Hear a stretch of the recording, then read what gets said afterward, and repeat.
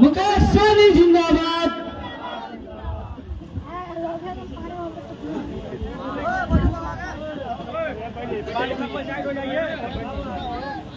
बहुत बहुत धन्यवाद। आज निषाद आरक्षण संकल्प यात्रा लेकर आपके पास पहुंचा हूं। इस कार्यक्रम में उपस्थित हमारे बीजेपी पार्टी के जिला अध्यक्ष भाई श्री नंदकिशोर प्रसाद जी, इस कार्यक्रम में उपस्थित राष्ट्रीय उपाध्यक्ष उमेश सहनी जी, राष्ट्रीय सचिव सह प्रभारी वरुण विजय जी, राष्ट्रीय उपाध्यक्ष बैजनाथ सहनी जी, प्रदेश उपाध्यक्ष राजेश गुप्ता जी, प्रदेश उपाध्यक्ष हामिद अली जी, इस कार्यक्रम में छोटेलाल सैनी जी, जिला उपाध्यक्ष, इस कार्यक्रम में उपस्थित बहादुर चौधरी जी जो एनबीएस के जिला अध्यक्ष है, लोरिया के प्रखंड अध्यक्ष मनोज चौधरी जी, इस कार्यक्रम में उपस्थित बीजेपी पार्टी के नेता कवि हमारे रविंद्र चौधरी जी, घूरन चौधरी जी, नरकटियागंज प्रखंड अध्यक्ष, इस कार्यक्रम में उपस्थित निर्मल चौधरी जी, लोरिया के मंत्री बैजनाथ सहनी जी, इस कार्यक्रम में विकास चौधरी जी, राहुल कुशवाहा जी, वीरेंद्र चौधरी जी, डॉक्टर लाल बाबू जी, इस कार्यक्रम में रंजन चौधरी जी, सुमन देवी जी, राम अवध चौधरी जी, निर्मला सहनी जी, श्रीमती निर्मला सहनी जी, प्रदेश महिला अध्यक्ष,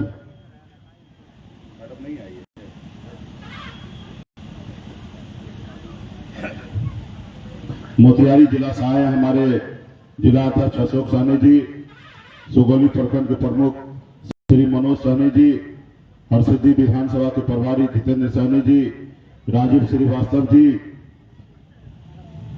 इस कार्यक्रम में जो उपस्थित जिला सचिव हबीबुल्लाह अंसारी जी, बेतिया जिला से यहाँ पर उपस्थित है जिला अध्यक्ष भाई विजय चौधरी जी, एनबीएस के जिला अध्यक्ष अवधेश चौधरी जी, इस कार्यक्रम में उपस्थित हमारे धनंजय चौधरी जी, जिला उपाध्यक्ष और जिला परिषद सदस्य भाई लालबाबू चौधरी जी, कन्हैया चौधरी जी, अखिलेश चौधरी जी, सुमन देवी जी, अशोक चौधरी जी, संजय चौधरी जी, इरफान जी, उर्मिला सहनी जी, साधु सहनी जी और तमाम वीआईपी पार्टी के सभी नेतागण, और उमेश जी का नाम नहीं है इसमें, पहले था। चलिए, पार्टी के सभी बड़े पदाधिकारीगण, राष्ट्रीय प्रदेश और जिला प्रखंड के सभी नेतागण, सभा में उपस्थित बड़ी संख्या में सम्मानित गार्जियन, नौजवान साथी, सभी को सनत मल्ला मुकेश सहनी की ओर से नमस्कार प्रणाम साथियों, और माता बहन भी यहाँ पर उपस्थित है, मीडिया के बंधु हैं, सभी को बहुत बहुत धन्यवाद। ये निषाद आरक्षण संकल्प यात्रा पिछले महीना ही 25 जुलाई से पटना से निकली हुई है, वीरांगना फूलन देवी जी के शहादत दिवस पे।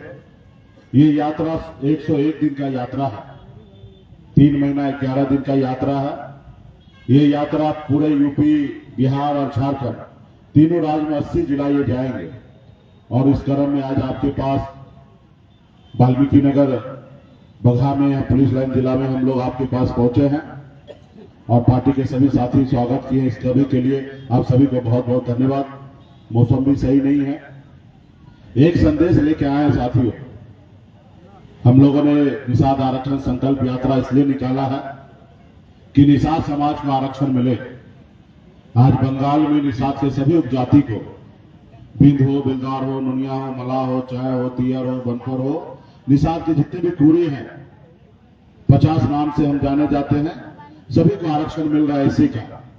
दिल्ली में निषाद के सभी उपजाति को एससी का आरक्षण मिल रहा है, लेकिन बिहार में हमें ओबीसी में रखा गया है, और जिसकी लड़ाई हम लड़ रहे हैं कि निषाद को एससी में बिहार में भी डाला जाए, क्योंकि देश एक है, देश के चलाने वाला प्रधानमंत्री भी एक है, हमारे एक ही संविधान से देश को चलाया जाता है, फिर हमारे साथ भेदभाव क्यों हो रहा है?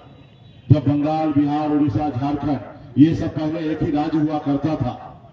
समय के अनुकूल राज्य को बंटवारा किया गया, लेकिन निषाद वही है जो बंगाल में निषाद है, वही बिहार में है। पूर्णिया से उस पार चले जाइए तो बंगाल होगा, वहां पे निषाद को एससी का आरक्षण है और बिहार में नहीं है। तो इसके लिए हम लोगों ने मजबूती से आरक्षण के लिए लड़ाई लड़ रहे हैं और हम लोगों ने एक नारा दिया, आरक्षण नहीं तो गठबंधन नहीं, और गठबंधन नहीं तो वोट नहीं, और वोट नहीं तो दिल्ली की सरकार नहीं साथियों। और इस तहत हम लोग लड़ाई लड़ रहे हैं। देश के माननीय प्रधानमंत्री से आग्रह कर रहे हैं कि आप सबके लिए हैं, और आपने तो स्पेशल संकल्प लिया है कि गरीब समाज के पहले आप उनके हक अधिकार देंगे, तो मेरा हक अधिकार हमें दे। तो इसलिए साथियों, आज आरक्षण हमें 30-40 साल पहले मिल गया होता तो आज कल्पना कीजिए कि आपको कितना लाभ होता। आज मैं यूपी में घूमता हूं, बिहार में घूमता हूं, झारखंड में घूमता हूं, तीनों राज्य में एक भी निषाद का बेटा कलेक्टर नहीं है। 137 जिला है। अगर हमें आरक्षण अगर 30-40 साल पहले मिल गया होता तो आज निषाद का बेटा भी कलेक्टर होता, एसपी होता, एसडीओ होता, बीडीओ होता, सीओ होता, इंजीनियर होता, डॉक्टर होता, लेकिन नहीं है। आज हमारे परिवार के लोग सिर्फ मछली मारने पे मजबूर है। 8,000 रुपया महीने पे नौकरी करने के लिए अपने घर परिवार को छोड़ के दूसरे राज्य में जाने के लिए मजबूर है। आज ठंड का समय आएगा, दिसंबर महीना होगा, उस समय लोग घर से नहीं निकलेंगे, अपने रजाई से बाहर नहीं निकलेंगे, लेकिन हमारे समाज के लोग मजबूर होता है उस समय में ठंड में पानी में उतरकर मछली मारने के लिए। अगर वो मछली नहीं मारेंगे तो उनका घर परिवार कैसे चलेगा। तो साथियों, क्या आप ऐसी जिंदगी जो आज जी रहे हैं, क्या आप चाहते हैं कि आपकी आने वाला पीढ़ी ऐसी जिंदगी जिए? क्या आप नहीं चाहते हैं कि आपके बच्चे सर उठा के जिए? आप नहीं चाहते हैं कि वो बेहतर जिंदगी जिए? अगर आप चाहते हैं वो बेहतर जिंदगी जिए तो इस संसार में 2 काम करना पड़ेगा। अगर आप चाहते हैं कि आपके बच्चे अच्छे से जिंदगी जिए जैसे बाकी लोगों के बच्चे जीते हैं, तो उसके लिए 2 काम करना पड़ेगा। एक रोटी कम खाइए, अपनी जरूरत को कम कीजिए, लेकिन अपने बच्चों को पढ़ा लिखा के काबिल बनाइए। जब तक आपका समाज शिक्षित नहीं होगा तब तक कोई भी समाज आगे नहीं बढ़ सकता है। इसलिए आप गरीबी में जी रहे हैं, आप झोपड़ी में है, रहिए। जरूरी नहीं है कि पक्का का घर, जरूरी यह है कि आप अपने बच्चे को पढ़ा लिखा के काबिल बनाइए। वो जिस रोज पढ़ लिख लेगा, समझदार होगा, वो झोपड़ी से महल में आपको बना देगा साथियों, झोपड़ी से महल बना देगा। और दूसरा, अपने अधिकार के लिए संघर्ष कीजिए, लड़ाई लड़िए। जब तक आप अपने अधिकार के लिए संघर्ष नहीं करेंगे, लड़ाई नहीं लड़ेंगे, तब तक आपका समाज आगे नहीं बढ़ेगा। और आपके लिए लड़ाई तो आप ही को लड़ना पड़ेगा। आपके लिए कोई रतन टाटा या अंबानी नहीं आएगा लड़ने के लिए। आपके बच्चे को तकलीफ दूर करने के लिए कोई बड़े विदेश से लोग नहीं आएंगे। आपके बच्चे को तकलीफ दूर आप ही को करना पड़ेगा। जब देश आजाद हुआ था, हमारे पूर्वज ने संकल्प लिया था, 250 साल लड़ाई लड़ा अंग्रेज से, फिर जाके देश आजाद हुआ। और संकल्प इसलिए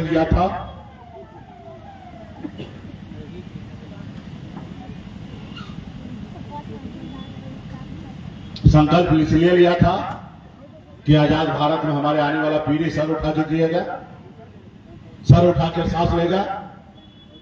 देश को आजादी तो मिला, लेकिन खास करके जो लोग लड़ाई लड़े, जिसके बाप दादा शहीद हुआ, आज भी उसके बेटे, उनके पूर्वज, उसके वंशज आज भी गुलाम बना हुआ है।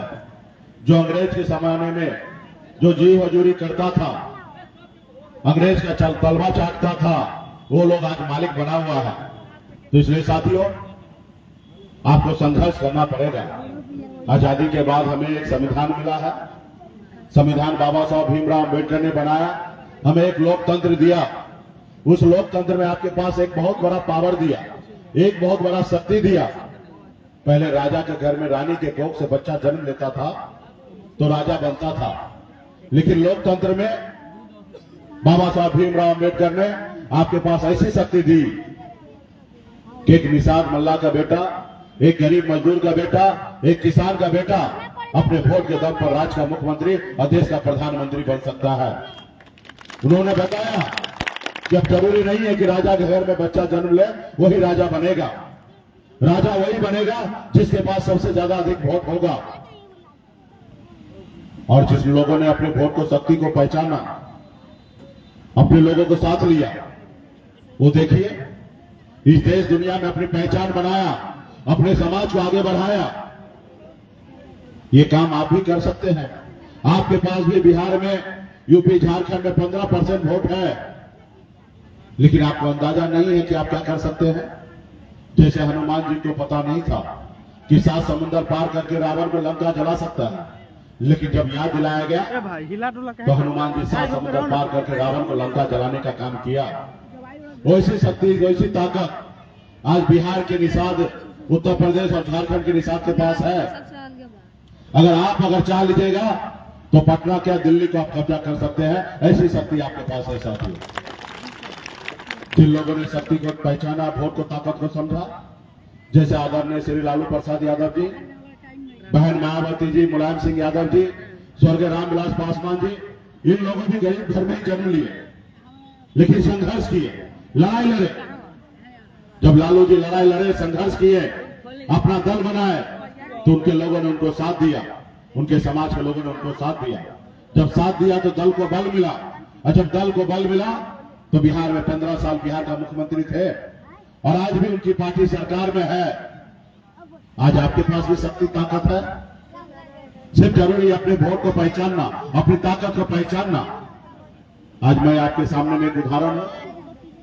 मैं भी एक गरीब घर में ही जन्म लिया, जहां पिताजी मछली मारते थे, दादाजी मछली मारते थे। ऐसे परिवार में मेरा भी जन्म हुआ। जहां हजारों समस्या था वहीं मेरा जन्म हुआ। हमने भी गरीबी भी देखा है। 18 साल की उम्र में, जिस उम्र में बच्चे को अपने घर परिवार में अपने रिश्तेदार के साथ रहना होता, उस उम्र में घर छोड़कर मुंबई जैसे शहर गया, मेहनत मजदूरी किया। मात्र 30 रुपए रोज पे मजदूरी करता था, 900 रुपए महीने पे नौकरी करता था, लेकिन मेहनत के दम पर, ईमानदारी के दम पर, संघर्ष के बदौलत मुंबई जैसे शहर में अपनी एक पहचान बनाया, एक बेहतर जिंदगी जीने लगा, बड़े बड़े महलों में रहने लगा, बड़े गाड़ी में घूमने लगा। जो बेहतर जिंदगी लोग जीते ऐसे जी रहा था। लेकिन मैं मुड़ के देखा, बिहार, हमारे लोग बहुत पीछे हैं। लोग चांद पे घर बनाने के लिए सोच रहे हैं, लेकिन आज भी इस धरती पे हमारे लोगों के लिए रहने के लिए घर नहीं है। आज भी उनके घर पे जाने के लिए रास्ते नहीं है। आज भी गरीब घर में जाइएगा, उनके बच्चे दम तोड़ देता है उनके माँ बाप के सामने में, क्योंकि उनके पास पैसा नहीं होता कि अपने बच्चे को प्राइवेट हॉस्पिटल में इलाज करा सके। आज ऐसी स्थिति बना हुआ है, और देश हमारा बहुत तेजी से आगे बढ़ रहा है। देश के सभी लोग बहुत तेजी से आगे बढ़ रहे हैं, लेकिन आप वहीं का वहीं हैं। आप आगे नहीं बढ़ पा रहे हैं। आप गुलामी की जंजीर को नहीं तोड़ पा रहे हैं। तो इसके लिए साथियों, आपका भी अधिकार है कि सर उठा के जीने का। आप बताइए ना, उस बच्चे का क्या गुनाह है कि आपके घर में जन्म लेते हैं, और जन्म लेने के बाद वही दिसंबर महीना में ठंडी में जाकर मछली मारते हैं। उसका बेहतर जिंदगी कौन बना के देगा? आप ही को विचार करना पड़ेगा, आप ही को लड़ाई लड़ना पड़ेगा साथियों। तो इसलिए आप अपने वोट को, शक्ति को पहचानिए, संगठन पार्टी के साथ मजबूती से खड़ा होइए, अपने आने वाला पीढ़ी के लिए लड़ाई लड़िए। और जब लड़ाई लड़िएगा तो 2 ही परिणाम होगा, हार या जीत। ये 2 ही परिणाम होगा, तीसरा कुछ भी नहीं होगा। और मन से जब संकल्प के साथ लड़िएगा तो जीत होगा। क्या होगा? पहली बार आप गिरिएगा, फिर उठिएगा, फिर गिरिएगा, फिर उठिएगा, फिर गिरिएगा, फिर उठिएगा, और एक न एक दिन हार भी शर्मिंदा होगा, और एक न एक दिन आपको जीत दिलाएगा साथियों।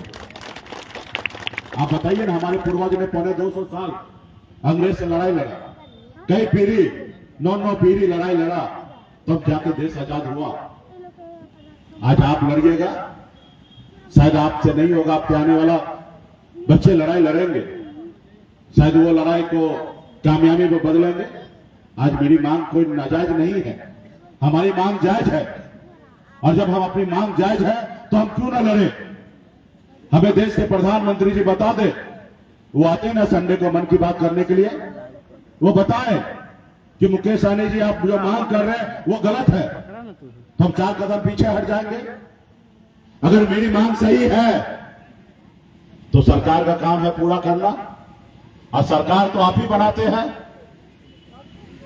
सरकार तो आप ही बनाते हैं, आप ही के पास पावर है। आपने देखा पिछले 9 सालों से आप लोगों ने सहयोग दिया, साथ दिया, हम लोग लड़ाई लड़ रहे हैं, मजबूती से आप लोगों का सहयोग मिला। हम आरक्षण का सफलता प्राप्त नहीं कर पाए, लेकिन हमने बिहार में कम उपलब्धि हासिल नहीं कर पाया, हमने बहुत उपलब्धि हासिल किया। कल तक निषाद का बेटा को कोई जानता नहीं था, पहचानता नहीं था, आज पूरा देश जानने लगे, पहचानने लगा। आज निषाद के बेटा से प्रधानमंत्री डरने लगे हैं, आज निषाद के बेटे से राज्य के मुख्यमंत्री डरने लगे हैं। ये हम अपनी पहचान बनाए हैं। आज तक हमारा लोग एक टिकट मांगने के लिए अपनी पूरी उम्र बिता देता था, एक टिकट नसीब नहीं होता था। लेकिन आपने देखा 2020 में एक निषाद का बेटा टिकट नहीं मांग रहा था, टिकट बांटने का काम किया, 11 टिकट हमने बांटा। ये कैसे हुआ? ये बस आपका सहयोग से हुआ, आपके साथ की वजह से हुआ। आपने देखा 4 हमने विधायक बनाया। आजादी से 75 साल में पहली बार बिहार में निषाद का बेटा ने अपना दल बना के 4 विधायक बनाया, और सरकार का चाबी मेरे जेब में था। हम जिनको चाहते उनको सरकार बना सकते थे, ऐसे हमारे पास पावर था। हमने ईमानदारी के साथ हमने नीतीश कुमार जी को बिहार का मुख्यमंत्री बनाया, क्योंकि हम एक लब के वंशज है, अमर शहीद जुब्बा सहनी, वीरांगना फूलन देवी के वंशज है। हम कभी किसी के साथ गद्दारी नहीं करते। हमारे पास भी ऑफर आया था, आइए डिप्टी सीएम बनिए, 4 विधायक को मंत्री बना दीजिए, आइए सरकार में जो चाहिएगा कीजिए। लेकिन हम ईमानदारी के साथ आगे बढ़ना चाहते हैं साथियों, हम कभी किसी के साथ गलत नहीं करते हैं। लेकिन आपने देखा आपके साथ क्या हुआ, आपने जिनके साथ था वो आपके साथ क्या किया, वो देखा। एक गरीब मजदूर का बेटा जो कल तक गुलाम था, जो हमारे पैरों तले दबा हुआ था समाज, आज वो मालिक बन गया है, आज सरकार में मंत्री बन गया है, 4 विधायक बना लिया है, सरकार में अपने हिसाब से चला रहा है। इसको रोको, नहीं रोकोगे तो निषाद समाज बिहार में सोया हुआ शेर है, ये जग जाएगा। और जिस रोज जग जाएगा उस रोज लालू प्रसाद यादव जी के जैसे अकेले बिहार में सरकार बना लेगा, क्योंकि इनके पास 15% वोट है। और फिर ये जग गया, अपने आप को सरकार बना लिया, तो फिर किसको गुलाम बनाओगे? तो उनको अच्छा नहीं लगा। जो समाजवादी विचारधारा वाला है उन्होंने आपके विधायक को खरीद लिया, आपको सरकार से बाहर कर दिया, इसलिए क्योंकि निषाद का बेटा खड़ा ना हो, वो सर उठा के जिए नहीं। तो दुश्मन आपका बहुत चालाक है साथियों, आपको दुश्मन से लड़ाई लड़ना पड़ेगा मजबूती से। आपने देखा होगा अटल बिहारी वाजपेयी जी का सरकार स्वर्गीय रामविलास पासवान जी 1 सीट से गिरा दिए थे। आपने देखा एक विधायक से झारखंड में मधु कोड़ा उत्तर झारखंड के मुख्यमंत्री बन गए थे। सिर्फ 4 ही विधायक हमारे पास बना था, लेकिन सरकार का चाबी हमारे पास था, हम जो चाहते थे राज्य में वही कर पाते थे। आज आपकी मांग जायज है, आज आपके पास इतनी शक्ति है, जो आपका दोस्त बनेगा वो 60 लोकसभा सीट जीतेंगे, और जो आप कर दीजिए, आप संघर्ष कीजिए। जैसे बिहार में 4 विधायक बनाए, आने वाले समय में 40 विधायक बनाएंगे, ऐसे ताकत बनाइए। 40 अब हम बिहार में बना लेंगे तो दिल्ली में भी 10 बना लेंगे, और जब दिल्ली में 10 आपका बनेगा तो सरकार तो आपके हिसाब पे होगा, और जब सरकार आपके हिसाब से होगा तो भारत के संविधान को हम भी मानते हैं और दुनिया भी मानते हैं, और संविधान के दायरा में रहकर हम निषाद का बेटा का आरक्षण लागू करेंगे।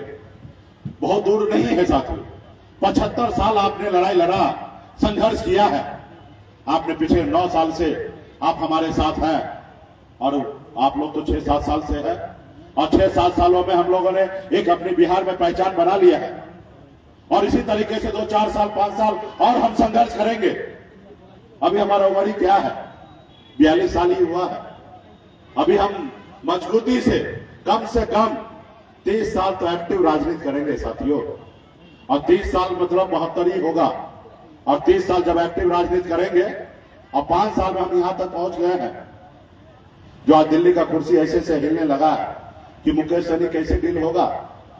आज आ रहे हैं, कह रहे हैं आइए दोस्ती कीजिए और हमारे दल में आ जाइए और अगला 2025 का मुख्यमंत्री बन जाइए। वो आते हैं, ऑफर करते हैं। हमने कहा भाई हम मलाह हैं, हम मछली मारते हैं, जाल में फंसाते हैं, हम फंसते नहीं हैं। हम अपना झोपड़ी में ही रहेंगे, हम संघर्ष करेंगे, लड़ाई लड़ेंगे, लेकिन अपना झोपड़ी का राजा रहेंगे। तुम्हारे महलों में नहीं आना है, तुम्हारे महलों में आके गुलाम हमें नहीं बनना है, हमें संघर्ष करना है।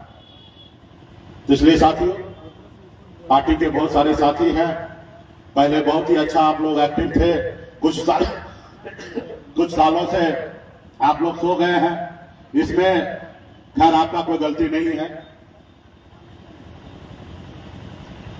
पार्टी के लोग क्या है कि पटना से आप लोग बहुत दूर है और हम लोग बहुत कम आते हैं, और चाहे आपके सुख हो या दुख हो उसमें हम कम आते हैं, लेकिन हम लोग अभी प्रयास करेंगे कि आपके आसपास में मजबूती से रहे और ये सब जो एरिया जो है यहां मजबूती से हम लोग मजबूत अपने लोगों के लिए काम करें, संगठन को मजबूत करें और आने वाले पीढ़ी के लिए हम मजबूती से लड़ाई लड़े। तो इसलिए साथियों, इस बार हमने ऐसा दबाव बनाया है, जैसे कोरोना काल में आपने देखा कि डॉक्टर ने एक वैक्सीन का निजात किया था लोगों को सुरक्षित करने के लिए। हमने भी एक वैक्सीन बनाया है और इस बार जैसे वैक्सीन जैसे जैसे बिहार, यूपी, झारखंड के निषाद भाई लगाते हैं, वैसे वैसे दिल्ली का कुर्सी ऐसे ऐसे हिलने लगा है। वो मानने लगे हैं कि अब बिहार में, यूपी, झारखंड में निषाद का बेटा का वोट अब गुमराह नहीं होगा, निषाद का वोट बिकेगा नहीं। निषाद का वोट वहीं गिरेगा जहां निषाद के बच्चे का भविष्य तय होगा, निषाद के बच्चे को आगे भविष्य होगा, वहीं पे वोट गिरेगा। और वो देख रहे, परेशान हो रहे हैं और आपको उनको परेशान करना है, उनको दिखाना है, उनको बताना है, क्योंकि वो लोग गलतफहमी का शिकार भी है। वो लोग मानते हैं कि निषाद का बेटा है, लड़ाई लड़ते हैं, चिल्लाते हैं, थक जाएंगे। जब चुनाव का समय आएगा तो निषाद के बेटा को 200 रुपया देंगे और उसका वोट खरीद लेंगे। पहले ऐसा हुआ करता था। इस देश में जो भी गरीब समाज है, पिछड़ा दलित समाज है, ऐसे लोग कभी ना कभी अपना वोट को बेचते थे, क्योंकि गरीबी था, लाचारी था, कोई खिला देता था, कोई पिला देता था और अपने बच्चे का भविष्य मात्र 200 रुपए में बेच देता था। लेकिन मोदी जी को अभी ये नहीं पता है कि अभी पहले वाला निषाद नहीं रहा, ये 2023 वाला निषाद है, जिसके पास हर अब निषाद के बेटा के पास टच स्क्रीन वाला मोबाइल आ गया है। वो देख रहे हैं देश दुनिया कैसे आगे बढ़ रही है और अभी निषाद का बेटा अपने बच्चे के भविष्य के लिए वो अपना वोट बेचेंगे नहीं, अपने पसीना नहीं, अपना खून बहाने के लिए तैयार होंगे। लेकिन इस सब के लिए आपको लड़ाई लड़ना पड़ेगा, संकल्पित होना पड़ेगा। कोई भी काम के लिए बगैर संकल्प लिए हुए कोई भी काम को पूरा आप नहीं कर सकते हैं। आप देखते होंगे कितना अच्छा पूजा करने के लिए आप जब बैठते हैं तो भी पंडित जी आपके हाथ में गंगा जल देते हैं, अक्षत देते हैं, फूल देते हैं और आपको बोलते हैं मन शुद्ध करके और हाथ में गंगा जल लेकर संकल्प कीजिए, और 2 रुपया भी बोलते रखिए दक्षिणा और 2 रुपया रखिए और संकल्प कीजिए कि सही तरीके से आप पूजा कीजिएगा। उसी तरीके से आपको भी लड़ाई लड़ना है तो संकल्प लेना पड़ेगा कि जब तक हम, जैसे दशरथ मांझी जी ने लिया था संकल्प और उन्होंने कहा था कि जब तक तोड़ेंगे नहीं तब तक छोड़ेंगे नहीं, और उन्होंने तोड़ा, पहाड़ को तोड़ के रास्ता बना दिया। उसे कहते हैं संकल्प। जैसे हमारे पूर्वजों ने संकल्प लिया था कि अंग्रेज को मार के जब तक भगाएंगे नहीं तब तक हम लोग चैन से नहीं बैठेंगे, और अंग्रेज को मार के भगा दिया, फिर आजाद भारत में आप हैं। उसी तरीके से संकल्प लेना पड़ेगा कि आप अपने बच्चे के भविष्य जो है 200 रुपए में नहीं बेचिएगा। आपको संकल्प लेना होगा कि हम अपने बच्चे का एक रोटी कम खाएंगे लेकिन अपने बच्चे को पढ़ाएंगे लिखाएंगे, ऐसे संकल्प लेना पड़ेगा। आपको संकल्प लेना पड़ेगा कि अपने समाज के हक अधिकार के लिए 12 बजे रात को अगर मेरी जरूरत पड़े तो 12 बजे रात को भी घर से निकलेंगे, अपने समाज के हक अधिकार के लिए संघर्ष करेंगे, लड़ाई लड़ेंगे। ऐसे संकल्प लेना पड़ेगा, तब जाके आपकी लड़ाई सफलतापूर्व होगा। तो इसलिए साथियों, बहुत समय बीत चुका है। अगर आप अभी अपने अधिकार के लिए संघर्ष लड़ाई नहीं कीजिएगा तो बहुत देर हो जाएगा साथियों। इसलिए लड़ाई लड़ने के लिए आगे निकलिए। आज आप हमें देख रहे हैं 35 और 40 दिन हो गया लगातार, तबीयत भी अस्वस्थ है, उसके बाद भी एक रोज भी हम मिस नहीं करते हैं। हम गर्म पानी दवा खा के दिन रात, आज इस राज्य में, कल वहां, परसों वहां कार्यक्रम कर रहे हैं। आज आपके पास है, कल वैशाली में कार्यक्रम होगा, परसों हमारे लखीसराय में कार्यक्रम होगा, परसों कैमूर में, बक्सर में होगा, आरा में होगा, उत्तर प्रदेश जौनपुर में होगा। आपने देखा होगा एक एक रोज का शेड्यूल बन चुका है। 8 अक्टूबर तक हम बिहार के कोई ना कोई कोना या उत्तर प्रदेश और झारखंड के कोई ना कोई कोना में रहेंगे।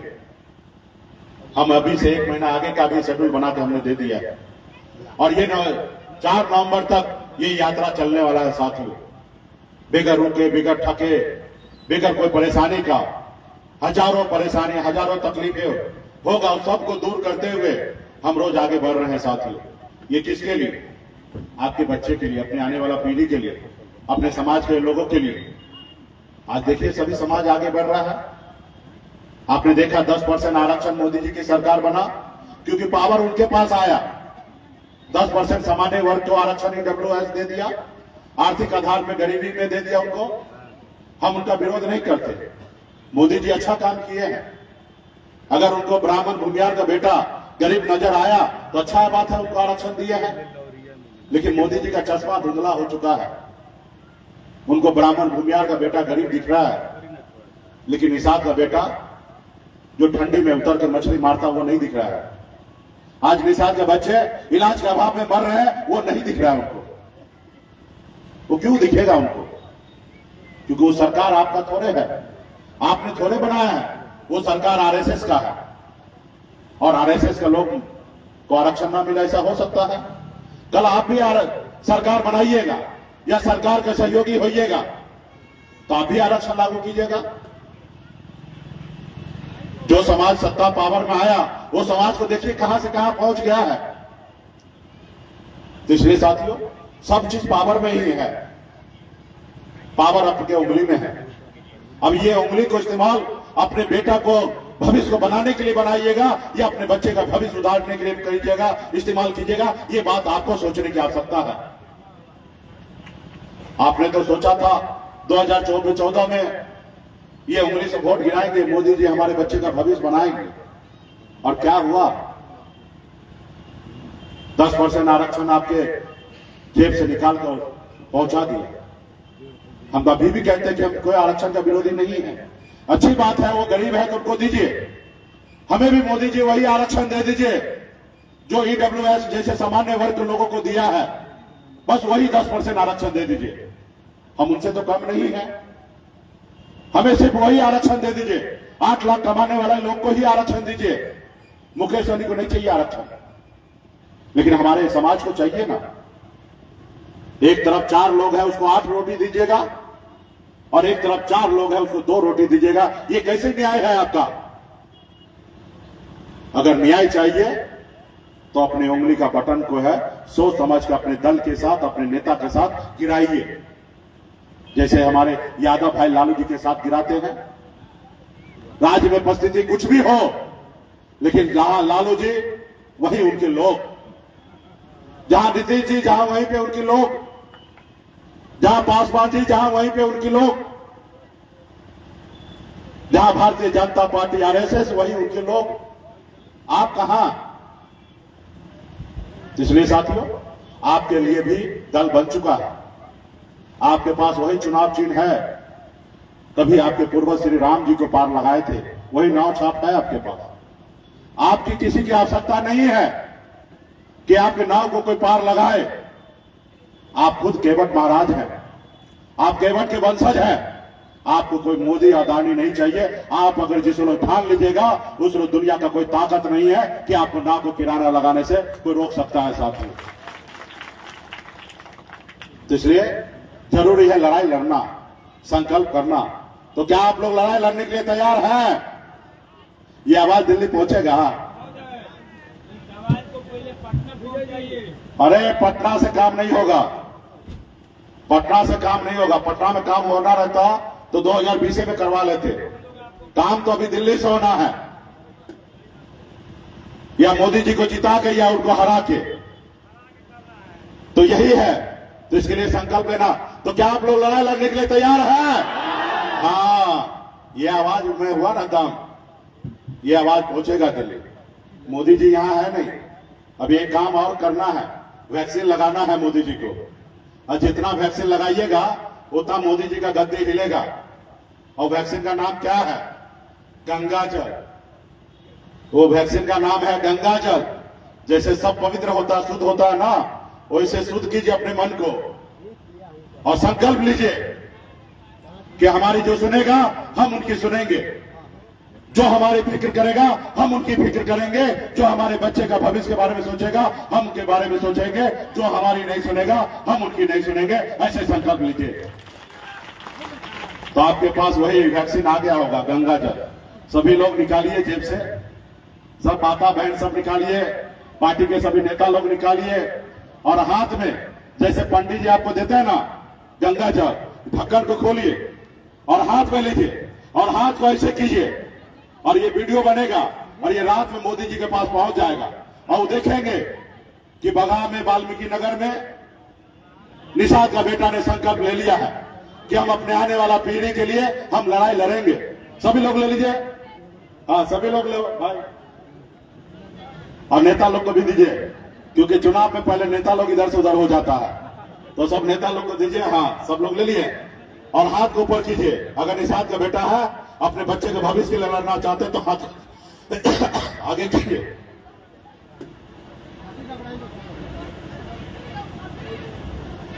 मैं बाबा केवल महाराज, भगवान वेद व्यास, प्रभु श्री राम, भगवान गोराज निषाद, बाबा अमर सिंह, बाबा काशी, बाबा जय सिंह महाराज, बाबा कारिक महाराज, बाबा कोयला, माता कमला, अमर साई जुब्बा सैनिक, वीरांगना फूलन देवी और अपने पूर्वज को साक्षी मानकर हाथ में गंगा जल लेकर संकल्प करता हूँ कि अपने समाज और अपने आने वाले पीढ़ी के लिए हर परिस्थिति में संघर्ष करूंगा और अपनी विकासशील इंसान पार्टी के साथ रहूंगा। पार्टी जो निर्णय लेगी हम उस निर्णय के साथ रहेंगे। हम संकल्प लेते हैं एक रोटी कम खाएंगे, लेकिन अपने बच्चे को पढ़ाएंगे लिखाएंगे। हम संकल्प लेते हैं निषाद आरक्षण संकल्प यात्रा घर घर तक पहुंचाएंगे, सभी को संकल्प करवाएंगे। जय निषाद राज, जय वीआईपी, जय